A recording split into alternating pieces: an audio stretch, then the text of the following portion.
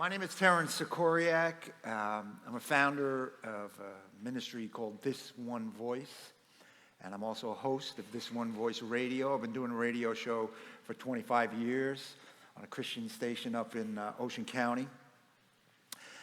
And for This One Voice, it's really based on John chapter 8, where the woman caught in adultery is brought before Jesus, and all the voices that are condemning her and shaming her and wanting to put her to death.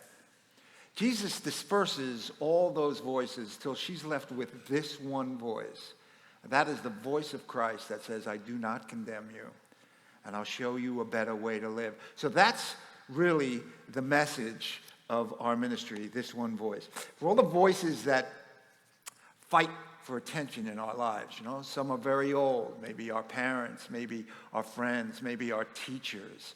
I had a teacher in school when I was in high school that every day, he pronounced my name wrong. When he was, and I would correct him, and he would say, Sikanyak, and I'd say, it's Sikoriak. Saminsky. And he would never, and it was just made me feel so bad. And my friends would laugh. They'd say, he's not going to pronounce your name right for some reason. And that's a voice. And so in This One Voice, we dispel all those voices. And we get to this one voice. That is our Heavenly Father, who says, I don't condemn you. I don't shame you. You are perfect just the way I created you. So, let me ask you for an exercise. Everybody raise their hands. Raise your hand. Raise up your hands. Raise your hands up. Okay. Give me 2 more inches. Come on. 2 more inches. That's perfect. Okay. Beautiful. So, I was reading about a guy who went to a conference, and a Navy SEAL did this exercise. And really, the message of the exercise is, no matter how far you think you've pushed it, you always got 2 more inches. All right? I should leave now. That's the message, right? That's all you need to know today. You got 2 more inches. Let me ask you a question. When is a good thing a bad thing? When is a good thing a bad thing? I know it sounds like a riddle or maybe a trick question, but the question is really, when is a good thing a bad thing? When it takes the place of the best. You see, good is always the enemy of great. A number of years ago, I was invited into a business deal. And something in my gut told me, I don't feel right about this. But it was good money. And sometimes I could be a little bit of a scaredy cat, so I had to really check myself and say, Terrence, is this your insecurities? Is this, no lack of confidence that you're not doing this? So, and there's an old saying, right? Trust your gut. Trust your gut. It's what we call the enteric nervous system. It's what's called the second brain, right? Trust your gut. Henry Cloud says that before he goes into a business deal, he checks the cringe factor. If he's got a little cringe, he doesn't take the deal. It's just something, he trusts his gut. But I did it. I went into the deal, and you know what? I made money. And it was good money. But down the road, there were things done in my name by 2 guys that were in the deal that I wasn't aware of. And a problem popped up years later, and I owed money. And one of the guys said to me, you know what, don't worry about it, walk away. You don't have to pay that, don't worry about it. You're not responsible, it's not going to do anything. The bank will absorb it. But Proverbs 22 says, if you have to choose between a good reputation and great wealth, choose a good reputation. And I said to him, no, I'm going to take my money, my personal savings, and I'm going to pay that off. And he said, you're crazy. You're going to lose that money. And I said, I understand I'm going to lose that money, but I'm not going to lose my name, and that's more valuable to me and to my children than any money. So I paid it off. Now, I ended up making more money years later, but I didn't see that when I kept my word. And here's the key. Number one, I didn't trust my gut. And number two, I never conferred with God over the deal. I didn't bring it before God. And the consequences sometimes for unbelief can be unbelievably costly, can't they? Have you ever made a compromise that you regretted? Every woman's looking at her husband now. Yeah, I have, as a matter of fact, that you say that. But in the passage this morning, Joshua and the Israelites are tricked into a treaty with the Gibeonites because they never confer with God. How many people here go to concerts? You go to concerts? Yeah, you go to rock concerts. And have you ever been to a concert where they sell T-shirts? Yeah. Have you ever been to a concert where they don't sell T-shirts? And sometimes they have on the T-shirts the tour dates, right? So you got a T-shirt as a matter of fact, I'm in New York City, and a guy's wearing a T-shirt with the Billy Joel's tour on it. And I'm standing behind the guy, and we're getting on a bus, and I touched the shirt. I touched my friend. I was at this one. And the guy turns around. I said, oh, I'm sorry. I was at that concert. He's forgetting the shirt he's wearing. I said, hey, man, you're walking around with a shirt. Concert dates on it. I mean, you think I'm strange. But in the book of Joshua, Israel is beginning their tour. It's the Promised Land tour. So far on the T-shirt, Jericho and Ai. But the Canaanite nations are looking at this tour, and they don't want to be on that shirt. They don't want to be the next names on that tour. And so some of the nations form a confederacy to fight against Israel. The nations get together and they're going to fight. Or they decide to deceive Israel into a treaty. But the bottom line, for either one of them, they don't want to be on that tour shirt. In Joshua chapter 9, starts out saying that when all the kings of the west of the Jordan heard about these things, the conquests of Israel, the kings of the hill country in the northwestern foothills and along the entire coast of the Mediterranean Sea, as far as Lebanon, the kings of the Hittites, Amorites, Canaanites, Perizzites, Hivites, and Jebusites, they came together to wage war against Joshua and Israel. However, when the people of Gibeon heard what Joshua had done to Jericho, they resorted to a ruse. The Gibeonites want nothing to do with the Confederacy. They don't see a good deal in that. We're gonna trick them. So they go out as ambassadors from a foreign land. And instead, they acted craftily. And they set out as envoys and took worn-out sacks on their donkeys, wineskins worn out, and torn and patched sandals on their feet, worn-out clothes, and all the bread of their provision was dry and had become crumbled. They were trying to make it look like they had come from far off. They weren't part of that neighborhood that Joshua was looking to conquer. And my father used to say, you can tell a lot about a guy by looking at his shoes. Because a construction guy doesn't wear dancing shoes. And a doctor shouldn't wear clown shoes. If he does, get another doctor. I'll be doing your surgery. You don't want that. You don't want that guy. Now, look, you can tell about my shoes, right? Take a look at my shoes. Right? A little bit of stylish, not afraid to take a little bit, not a big chance, a little bit of a chance, probably a genius. Maybe that was too far, but they go out in old clothes, old beat-up sacks on their donkeys, moldy food. It was believable. And they go to Joshua at the camp at Gilgal, and they say to him and the men of Israel, we've come from a far country, and therefore make a covenant with us. And Joshua says, well, how do we know who you are? And how do we know where you're from? You see, Joshua's asking the right questions, but he's not asking God. He's asking the wrong people. And they said to him, "Oh, your servants have come from a very far country. Because of the fame of your Lord, your God, we have heard the report of him and all that he did in Egypt, and all that he did to the two kings of the Amorites who were beyond the Jordan, to Sihon, king of Heshbon, and to Og, king of Bashan, who was at Ashtaroth.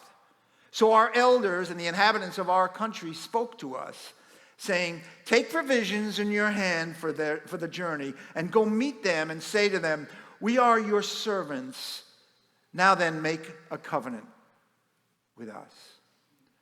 So they come seeking the protection under God's covering, but they do it the wrong way, right? They come with the wrong heart. They decide we're going to use deception instead of penitent hearts. Supposing they approached Joshua with broken and contrite hearts, do you think he would have accepted them? Maybe. But that didn't occur to them. How many times do we do the wrong thing based on fear? I have to lie.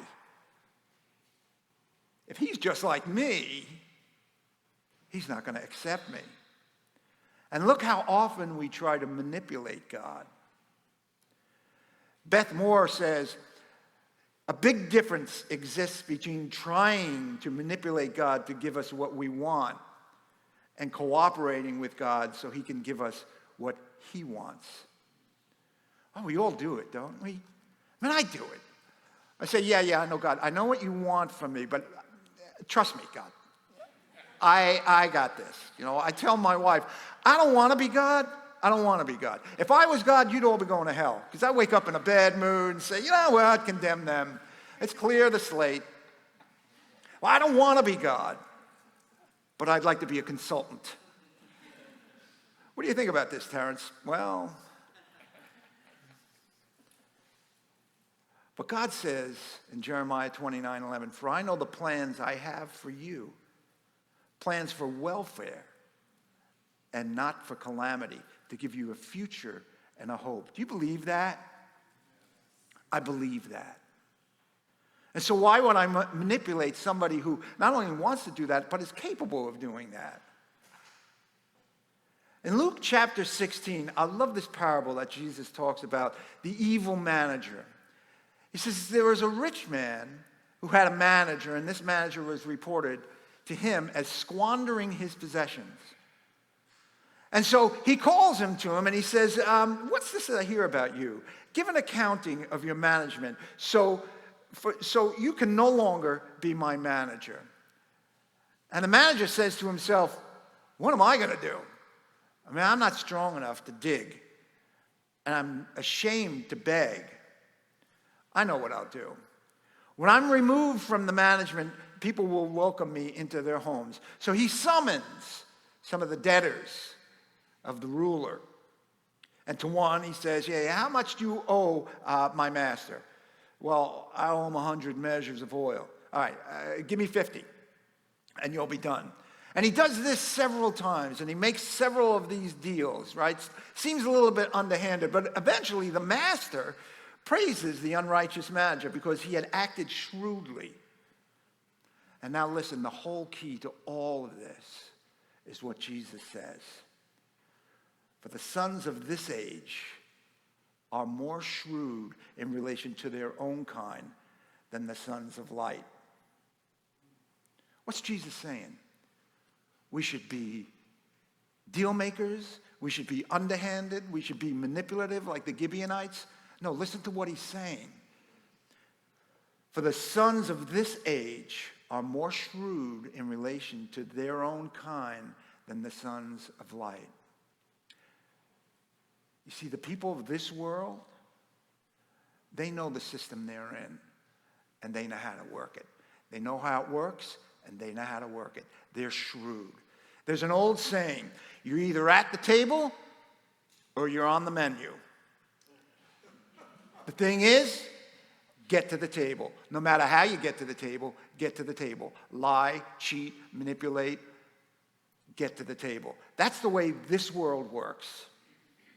But and Jesus is saying, they know how to work their system. But the children of light, you misunderstand the system that you're involved in. The children of this world are shrewder. So the men of Israel took some of their provisions, and they didn't ask, here's the key to this whole chapter, they did not ask the counsel of the Lord. Joshua made peace with them and made a covenant with them to let them live, and the leaders of the congregation swore on oath to them. They don't ask the counsel of the Lord. You know what they rely on? They rely on the testimony of old wineskins and moldy bread. And how often do we miss the counsel of God because our eyes deceive us, right? The deal that I was looking at, hey, the money was good. It was good. But there was something down the line that I didn't think about, and I wouldn't have seen it. There's no way I could have seen it unless I sought the counsel of God. And it's interesting, isn't it, that they use instruments of communion, wine and bread, to deceive Israel. Goes on to say that it came about at the end of 3 days after they had made a covenant with them, that they heard that they were neighbors and that they were living within the land. Now they find out, right? Down the line, you find out the ruse. And the sons of Israel set out came to the cities on the third day. Now their cities were Gibeon, Cherephath, Beeroth, and Kiriath Jearim. And the sons of Israel. So the sons of Israel say, hey, you know what? We've been fooled. And you put us in this deal. Now we got to, and it's a lie. And you didn't ask God's counsel. So they set out to get him. And I always like to think about the Bible, that to put some of my friends and my family in these scenes, right? So in this scene is my friend Paul Bruno. Paul Bruno was the toughest guy I knew, and he always had a cigarette. So he'd be with the Israelites, even though they didn't have cigarettes, and Paul would have one. He'd be there with a baseball bat. You gonna lie to us? I'll show you you're gonna lie to us. Come on, we'll get a few guys. We'll take care of them. Actually, Paul died with a cigarette in his mouth, shoveling snow. But anyway, the sons of Israel, they don't strike him because the leaders of the congregation had sworn to them by the Lord, the God of Israel, and the whole congregation grumbled against the leaders. But all the leaders said to the whole congregation, listen, we've sworn to them by the Lord, the God of Israel, now we cannot touch them.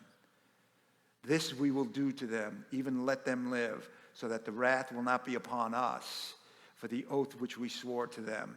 How many of us would actually, finding out we've been cheated and deceived, would keep that oath?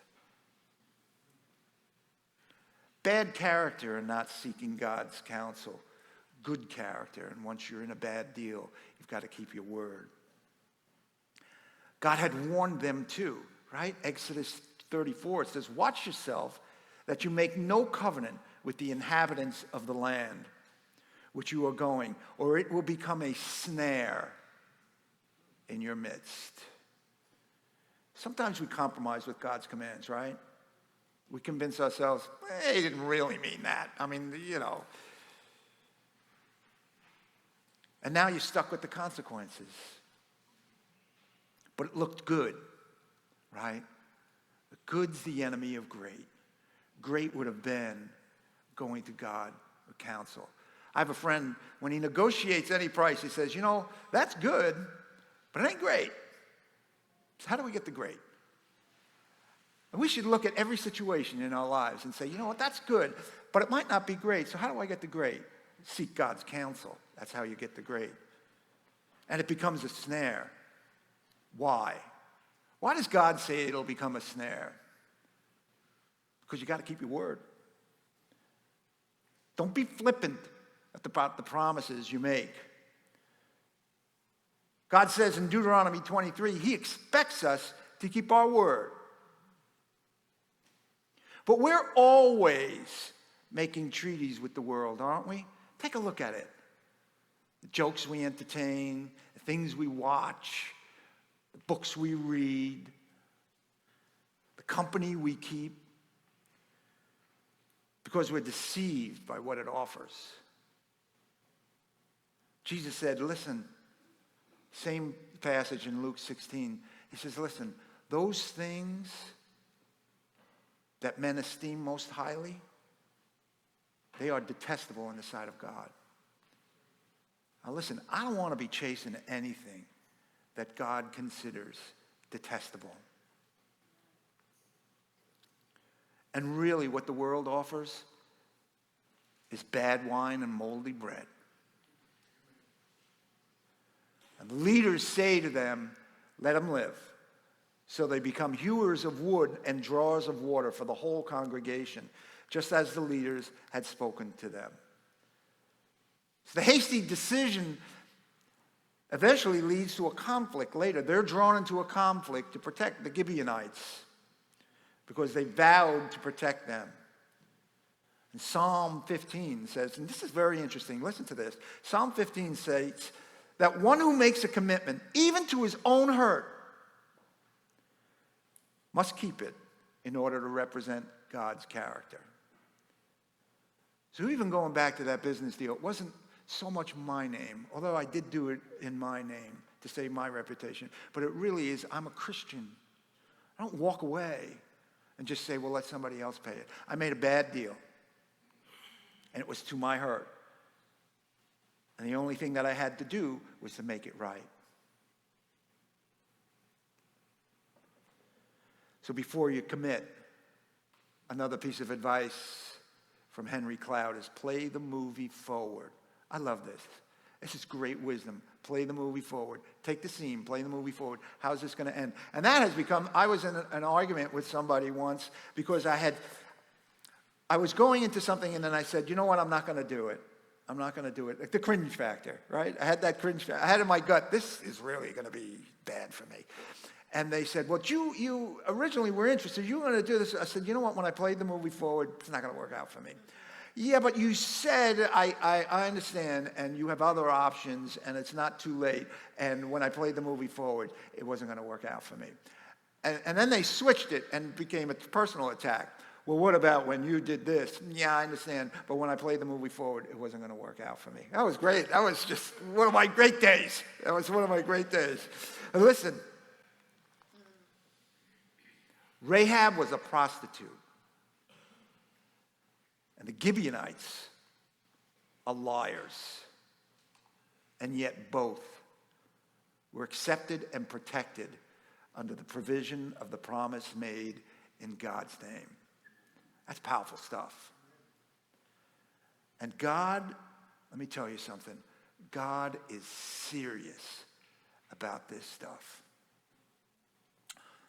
400 years later, after this treaty is made, it's violated by King Saul when he attacks the Gibeonites. And God brings judgment to Israel. Even though, as we say on Long Island, the Gibeonites were square root and quislings, God honors the promise made in his name. In 2 Samuel, it says, during the reign of David, there was a famine for 3 successive years. And David sought the face of the Lord.